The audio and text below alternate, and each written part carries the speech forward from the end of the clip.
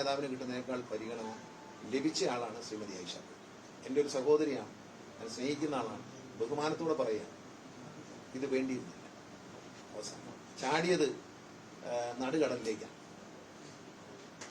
എല്ലാവരും പ്രധാനമന്ത്രിയാകുമ്പോൾ യോഗ്യതയുള്ള 1,00,000 ആളുകളുള്ള ഒരു പാർട്ടിയിലേക്കാണ് ചേർന്നത്. പ്രധാനമന്ത്രിയാവാൻ യോഗ്യതയുള്ള 1,00,000 ആളുകൾ മിനിമം പോയ പാർട്ടിക്ക്.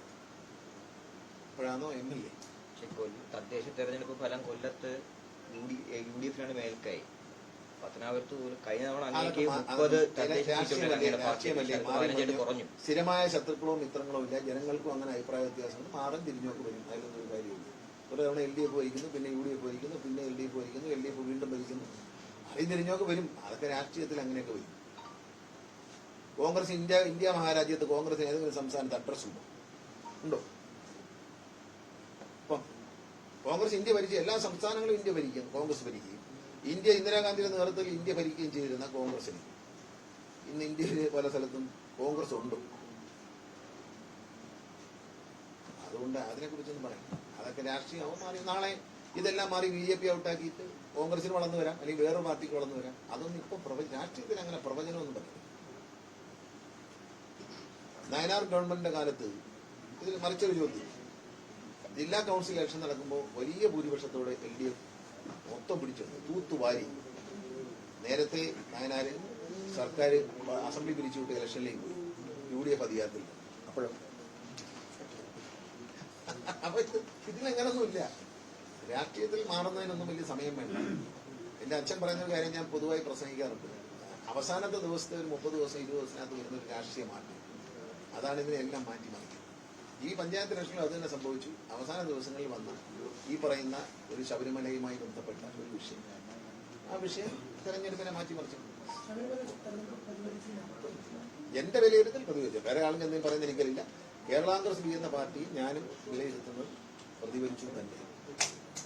പ്രതിഫലിച്ചു. നമ്മളില്ലാത്ത കള്ളം പറയുന്നത് വേറെ എന്ത് റീസൺ? എല്ലാവർക്കും ക്ഷേമ പെൻഷൻ വർദ്ധിപ്പിച്ചു കൊടുത്ത സർക്കാർ, അഴിമതിയില്ലാത്ത സർക്കാർ, ക്ഷേമ പെൻഷനുകളും എല്ലാ കാര്യങ്ങളും ആവശ്യാനുസരണം നൽകി വാക്ക് പാലിച്ച സർക്കാർ. ആ സർക്കാരിനെതിരെ ആളുകൾ വോട്ട് ചെയ്യണമെങ്കിൽ ഇത് തന്നെ കാര്യം, അല്ല വേറെ ഒരു കാര്യമില്ല. പിന്നെ അതിദരിദ്രരില്ലാത്ത സംസ്ഥാനമായി കേരളത്തെ മാറ്റിയ സർക്കാർ, നേട്ടങ്ങൾ മാത്രം നിരത്താൻ കഴിയുന്ന ഒരു സർക്കാർ, ഒരു അഴിമതിയില്ല, ആരോപണമില്ല, ഒന്നുമില്ല. പറഞ്ഞ ആരോപണങ്ങളെല്ലാം കോടതി മുമ്പാകെ പോയി പൊളിഞ്ഞു. സർക്കാരിനെതിരായിട്ട് പറഞ്ഞ ആരോപണം.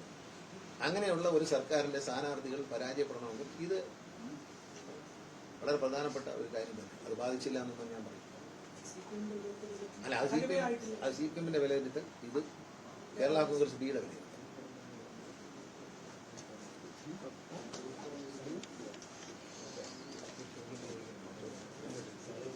ഒരു കാര്യം കൂടെ ഇന്ന് ഒരു വാർത്ത കൊടുത്തിരുന്നു. അതായത് നമ്മുടെ ഈ പഴയ സീരീസിൽ വാങ്ങിച്ച KS50 ബസ്, അല്ലെങ്കിൽ KS86 സീരീസ് ബസ്, അതിന്റെ ചേസ് പൊട്ടി. എന്നിട്ട് അത് ഇപ്പോഴും തിരുവനന്തപുരം മാനന്തവാടി സർവീസ് നടത്തിക്കൊണ്ടിരിക്കുകയാണ്. നേരത്തെയും സമാനമായിട്ട് KS16, 18, 30 സീരീസ് ബസിന്റെയൊക്കെ ചേസ് പൊട്ടിയതാണ്. നേരത്തെ 2 വണ്ടിയുടെ ചേസ് പൊട്ടിയിരുന്നു. നേരത്തെ വാങ്ങിച്ച വണ്ടി അത് ആ ചേസ് പൊട്ടിയത് അതിന്റെ ബോഡി ബിൽഡിങ്ങിന്റെ ഒരു ബാലൻസ് കുറവുകൊണ്ട് പറ്റുന്നതാണ്. ഒരു വാഷറുണ്ട്, അത് പൊട്ടിപ്പോകുന്നത്. അപ്പൊ അതനുസരിച്ച് ആ വണ്ടിയുടെ ചേസസ്, ഈ പൊട്ടിയ 2 വണ്ടിയുടെ ചേസസ് ഞാൻ മന്ത്രിയാകുന്ന സമയത്താണ് ലൈലൻഡ് കമ്പനി അത് രണ്ടും മാറ്റി തന്നു. ഇത് പുതുതായിട്ട് പൊട്ടിയിട്ടുണ്ടെന്ന് എനിക്കറിയത്തില്ല. അന്ന് പൊട്ടിയ വണ്ടിയുടെ ചേസസ് മാറ്റിയത്. പുതിയൊരു വണ്ടിയുടെയും പൊട്ടിയിട്ടുണ്ട്. അത് പക്ഷെ മറച്ചു വെച്ച് ഇപ്പോഴും സർവീസ് ശ്രദ്ധയിൽപ്പെട്ട അത് നോക്കും തീർച്ചയായിട്ടും. ഞാൻ ചോദിച്ചു, പുക പരിശോധന കേന്ദ്രം, നിങ്ങൾ കഴിഞ്ഞ ദിവസം ചോദിച്ചു പുക പരിശോധന കേന്ദ്രത്തിൽ ക്രമക്കേട് നടന്നോന്ന് ചോദിച്ചു. ഞാൻ എന്താണ് ചെയ്തത്? ഏതൊരു പുക പരിശോധനത്തിന് കൊടുക്കുന്ന അതേ പണിഷ്മെന്റ് ഇവർക്ക് കൊടുക്കും. 15 ദിവസത്തേക്ക് അടച്ചേക്കാൻ പറഞ്ഞു. ആ തെറ്റ് ചെയ്ത ഉദ്യോഗസ്ഥന്മാരെ മൊത്തം മാറ്റണം.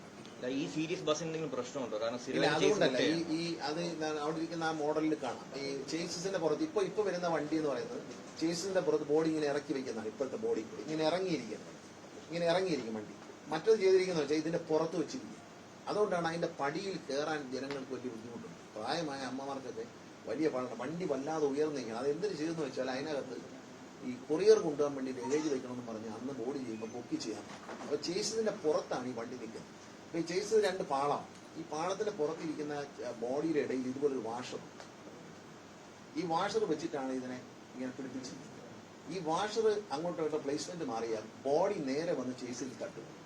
അവിടെ ചേസിൽ കിട്ടും. അങ്ങനെയാണ് ചേസിൽ കിട്ടുന്നത്. ഈ ബോഡി ബില്ല് ചെയ്ത് ഇപ്പൊ അങ്ങനെ ഇപ്പൊ ബോഡി ചെയ്തേക്കുന്നതല്ലേ, പുതിയ വണ്ടിയെല്ലാം കണ്ടില്ലേ, ഇറക്കി വെച്ചിരിക്കുകയാണ്. അപ്പൊ പടി കയറാൻ വളരെ എളുപ്പമാണ്. വേറെ തമാശ കൂടെ പറയാം. ഞാൻ മന്ത്രിയായിട്ട് വന്നപ്പോൾ ഉമ്മൻചാണ്ടി സാറിന്റെ ഭാര്യയെ ഞാൻ ഒരു സ്ഥലത്ത് വെച്ച് കണ്ടു. അപ്പോൾ ചേച്ചി എന്നോട് പറഞ്ഞു, ഗണേശ പ്രായമാർക്ക് പിന്നെ ബസ്സിൽ കയറാൻ വലിയ ബുദ്ധിമുട്ടാണ്, ഇനി സീറ്റൊന്ന് പടിയൊന്ന് താത്ത് വയ്ക്കണേ മതി. ശരി ചേച്ചി എന്ന് ഞാൻ താത്ത് വെച്ചു കൊടുത്തു. ഉമ്മൻചാണ്ടിയുടെ ഭാര്യ പറഞ്ഞിട്ടാണ് അത് താത്ത് വെച്ചു കൊടുത്തത്. ചാണ്ടി ഉമ്മൻ അറിഞ്ഞില്ലെങ്കിൽ അമ്മയോട് ചോദിക്കാം. ഞാൻ എന്നിട്ട് പറഞ്ഞു, ചേച്ചി ഞാൻ താത്ത് വെച്ചിട്ടുണ്ട്, സ്ഥലത്ത് വെച്ചിട്ടുണ്ടോ മതി, പടി താത്ത് വെച്ചു കൊടുത്തതാണ്. അത്രയും പരിഗണന ഉണ്ട് കേട്ടോ മതി. ആ കുഞ്ഞിന് അത് മനസ്സിലായില്ല.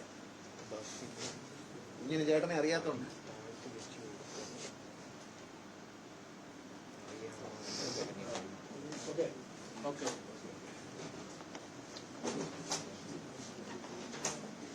ഇതിന്റെ കോപ്പി ഉണ്ട് കേട്ടോ, എല്ലാവരും കോപ്പി കൊടുക്കണേ. ചിക്കിങ്ങിന്റെ സാധനം ആരും പൊക്കളയില്ല. ചിക്കിങ്ങിന്റെ നമ്മളെ ചിക്കിങ്ങാരും സൽക്കരിക്കുകയാണ്. ആരും പൊക്കളയില്ല.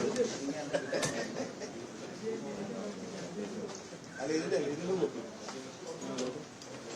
നമ്മളെ